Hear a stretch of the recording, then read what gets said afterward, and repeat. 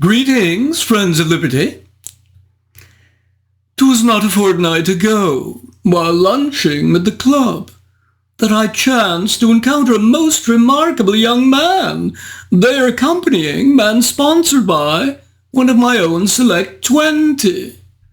The young man's name was William Wordsworth, not all of 23, and we might say his name eponymous, in that, in what I have read of his poetry, 'tis entirely true his words are of much worth. As we three proceeded to talk, we all partaking of a most delectable pheasant with a sauce of delicately roasted red potatoes, he told us of his love of nature, his walks in the countryside, where he lost himself in reveries, contemplating the beauties around him, of the landscape, plants and animals, and his own relation with God, feeling at times that the divine infused the natural world. His walks in the past, it appears, had also been motivated by his unpleasant relations with his relatives, they treating him unkindly, and he in response so angered that at one time he destroyed a family portrait. And thus the walking in nature in part became a kind of soothing balm, a solace amid his familial troubles, these washed away by the singing of the lark, the gurgling of the brook, and the gentle bending of the daffodils in the breeze. However congenial this all was, however, one remark of his did strike me as odd. Given his appreciation of nature, he felt the state should set aside areas of natural beauty by law, that Parliament perhaps should designate certain areas out of bounds, off limits, in other words, for any type of habitation or industry.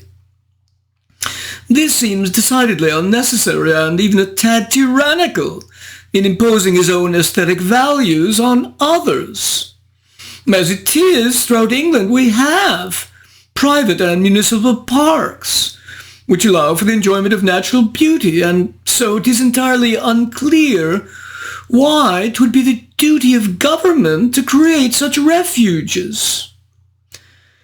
In any case, if we turn to the issue of the love of nature and the political actions of those wanting to preserve it in your own 21st century in America,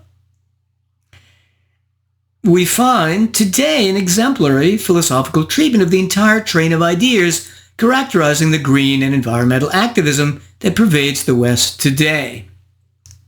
In Radical by Nature, the Green Assault on Liberty, Property, and Prosperity, California realtor and objectivist philosopher Thomas McCaffrey shows how the idea of property and natural rights, which so grounded the Enlightenment and Industrial Revolution, was gradually undermined by the many progressive anti-Enlightenment notions gaining such contemporary dominance.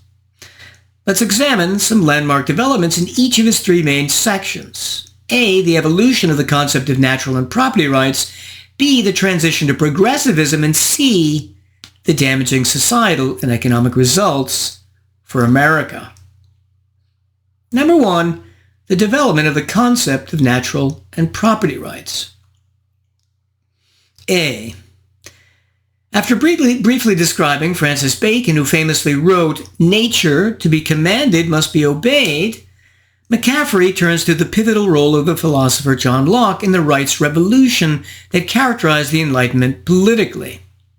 Locke's insights can be encapsulated as follows. P. Because men have an innate drive to preserve their own lives, it must be a law of nature that they so act. And if nature dictates that they so act, then they must have a right so to act. In other words, Locke is grounding rights in self-preservation, which, however, as McCaffrey points out, by itself is insufficient since animals also want to preserve themselves. Instead, McCaffrey argues the right to self-preservation should be grounded in man's ability to reason, thus invalidating the initiation of force as a survival strategy. C. Since all men are equally human, all have an equal right of self-preservation. From this follows the obligation to refrain from harming other men. From this, Locke argues that, being all equal and independent, no one ought to harm another in his life, health, liberty, or possessions. By this harm, Locke meant the use of force upon the person of another. And by property, he means that which man has invested, his labor, such as in building a house or clearing a piece of land. D. Anyone who violates rights is thus held to be a potential threat to all human beings, and if he does, any man has the right to punish him in measure for such a violation. E. Locke then derives the justification and necessity of government from the desire to protect these natural rights, arguing that when a number of free individuals living in the state of nature agree to form a government, every man within the territory affected is entitled to vote as to which form of government to adopt, and everyone is morally obligated to abide by the majority's decision. F. If a government doesn't adequately protect rights, then men naturally possess the right of revolution against such governments. G. McCaffrey points out that, strictly speaking, there is no right to free speech. There is only the right to use your vocal cords and lips to form words and sounds, the right to use your hands to write and type, and the right to use your money to buy a printing press and start a newspaper. Only property rights truly exist. H. McCaffrey also justly points out that the flip side of property rights is liberty. If you own something, you are free to do with it whatever you want. I. Incidentally, both Jefferson and Locke believe that if you don't make productive use of some part of your land over time, you should lose your property rights to that part. J. The Constitution, unfortunately, is noteworthy for the absence within it of any mention of natural rights on the one hand or property rights on the other. The same is true of the U.S. Bill of Rights. This was perhaps the framers' single biggest mistake. K. One of the biggest challenges in protecting property rights from governmental abuse is that the framers left three ways for government to do that. 1. Eminent domain. 2. Taxation. And 3. The police powers, all of which can violate rights. So, for example, during COVID, the police powers with regard to public health were abused to lock down much of society, thus severely damaging the economy and the citizens' freedom of action. Since the police powers have wide applicability, some legal theorists, such as the early Columbia law professor James Kent in 1823, saw this potential for abuse and suggested, in vain, limitations on their unchecked use by municipal or state governments. Number 2, the transition to progressivism in the modern era. A. Roger Taney, he of the infamous Dred Scott decision, was a believer in the doctrine of popular sovereignty, according to which the decisions of democratic majorities should be able to more easily violate the rights vested in the Constitution. Note that this is more in accordance with the English experience where Parliament and its decisions reign supreme. B. By 1905, the much overrated Supreme Court Justice Oliver Wendell Holmes famously said in his Lochner dissent, "A constitution is not intended to embody a particular economic theory, whether of paternalism and the organic relation of the citizen to the state or of laissez-faire. I think the word liberty in the 14th Amendment is perverted when it is held to prevent the natural outcome of a dominant opinion." Similarly, Louis Brandeis also scoffed at the notion of property, with him rejecting the idea that individuals possess rights which are in any sense prior to government. Not surprisingly, both Holmes and Brandeis were Harvardians. C.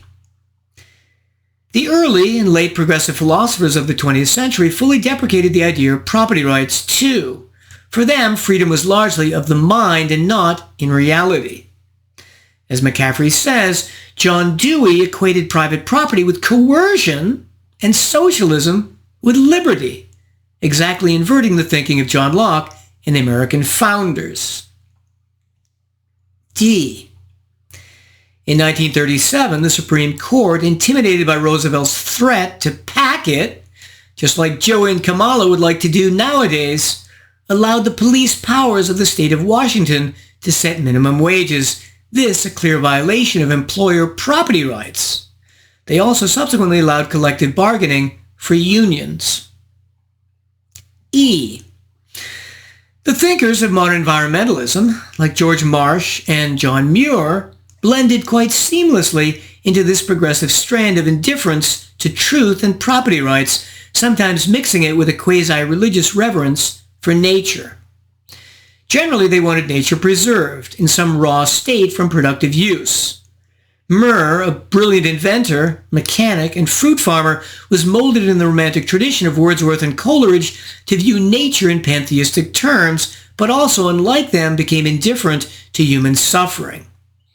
In 1875, for example, learning of extensive flooding in Brownsville, Texas, he said, "True, some goods were destroyed and a few rats and people were drowned, and some took hold on the rooftops and died, but the total loss was less than the gain."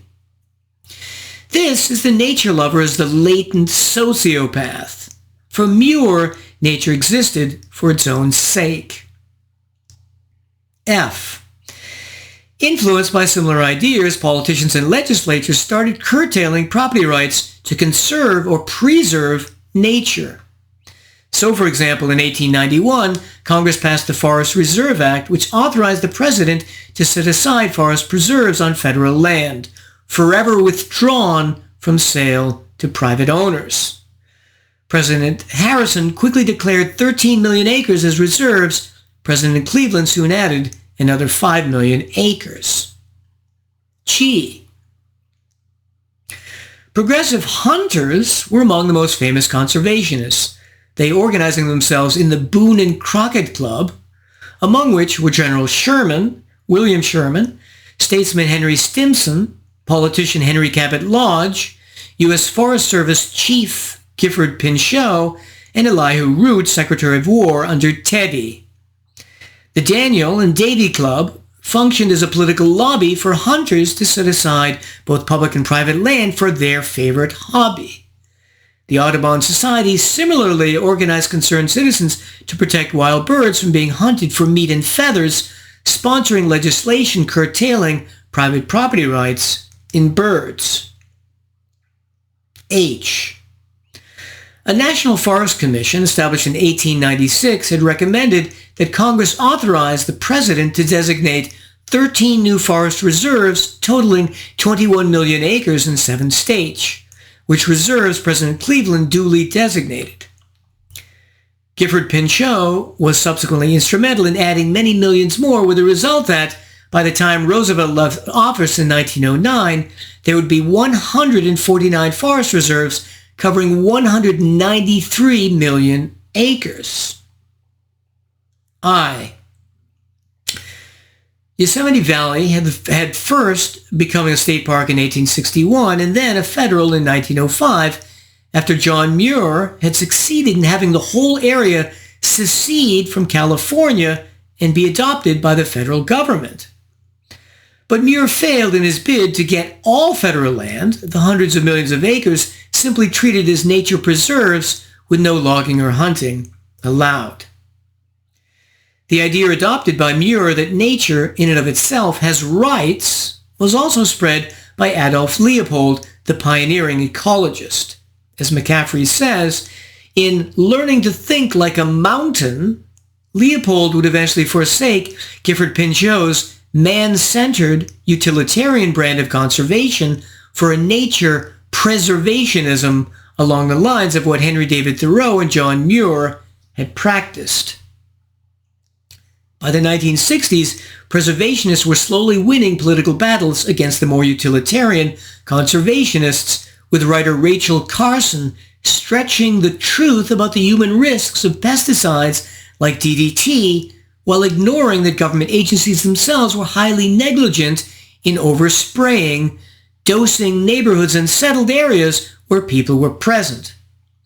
Miss Carson's book, Silent Spring, influential in the banning of DDT, has resulted in tens of millions of unnecessary deaths in developing countries to malaria worldwide since DDT was banned in 1971.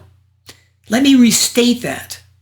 Banning DDT has resulted in arguably more human malarial deaths than that caused by Adolf Hitler, and Carson was highly influential in that banning. And, contrary to what Carson claimed, cancer rates in the U.S., cancer rates, both among adults and children, had been rising long before the introduction of pesticides. Number 3, let's now finally turn to a few of the many hundreds of damaging consequences to America as a result of the triumph of green ideology and its incorporation into the law. A, the Clean Water Act typically overreaches by, for example, actually trying to regulate runoff water by claiming it can make waterways not fishable or swimmable. This is absurd. In addition, every little puddle of water during a rainstorm, at least until recent adverse rulings, was regulatable by the EPA. This restricted the ability of landowners enormously unless they had enough money and legal endurance to fight the EPA in court. B, National Ambient Air Quality Standards. These dictate allowable levels of 6 air pollutants throughout the U.S. carbon monoxide, sulfur dioxide, nitrogen dioxide, lead, ground-level ozone, and particulate matter, and are used to improve air quality while often completely ignoring the cost to society. Ironically, normal ambient air quality inside and outside of homes often violates EPA standards 85% of the time. But are people dying from staying indoors during the winter, for example? One estimate of these regulatory burdens amounts to $53 billion per year. And as President Obama actually said of his proposed air standards applied to coal companies, it will bankrupt them because they're going to be charged a huge sum for all that greenhouse gas that's being emitted. C, tailpipe emissions. Despite the 90% reductions that had been achieved by 1981, the EPA continued to tighten tailpipe emission standards in 1990 and again in 1999, and further in 2016. And California, of course, illustrating the truth of the general proverb, "Don't California my state," continues to ratchet down emissions even more. McCaffrey argues generally that the amount spent on reducing emissions is better spent by individuals on more direct safety devices, like airbags, hospital visits, and home alarm systems. D, nuclear energy. Nuclear energy, of course, as is well known, has essentially been criminalized by environmentalists in government, with regulations enforcing such high costs and delays that plants are hardly profitable to build, despite the fact that the number of people killed by nuclear is much less than 10% of those killed by coal, oil, or gas. McCaffrey argues that environmentalists have rejected nuclear power generation precisely because it would enable the American economy to grow, with an extreme example of this attitude displayed by Paul Ehrlich of Stanford University, he famously saying, "Giving society cheap, abundant energy would be the equivalent of giving an idiot child a machine gun." Imagine a human being having that attitude towards energy, the very lifeblood of civilization. Incidentally, the same anti-growth attitude has been used to halt the construction of new oil refineries. E.